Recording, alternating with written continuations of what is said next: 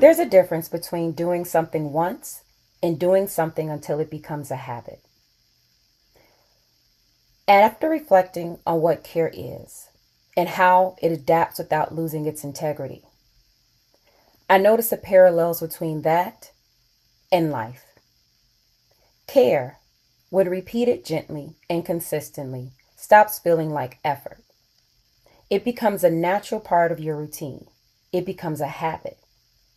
I used to think of care as something I had to schedule, something I had to remember, something I had to squeeze into a full life.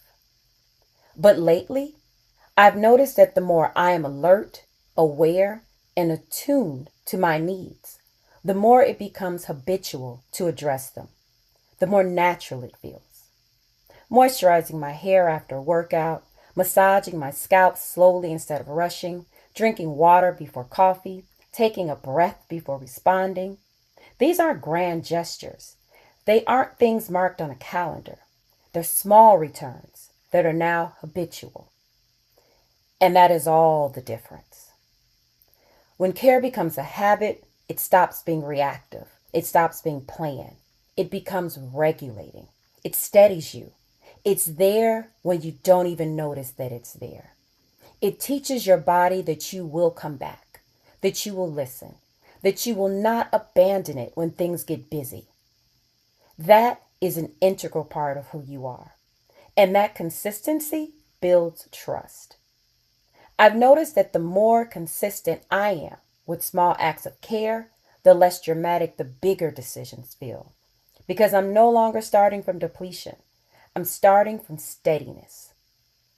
We often think sustainability comes from endurance, but sustainability actually comes from habit. Care as a habit doesn't demand grand transformation. It simply asks, what is one thing you can consistently address that reminds you you're worth tending to? Maybe it's 10 minutes in silence. Maybe it's oiling your hair slowly. Maybe it's stretching before bed. Maybe it's saying no when you mean no. Whatever it is, habit is what turns care into identity.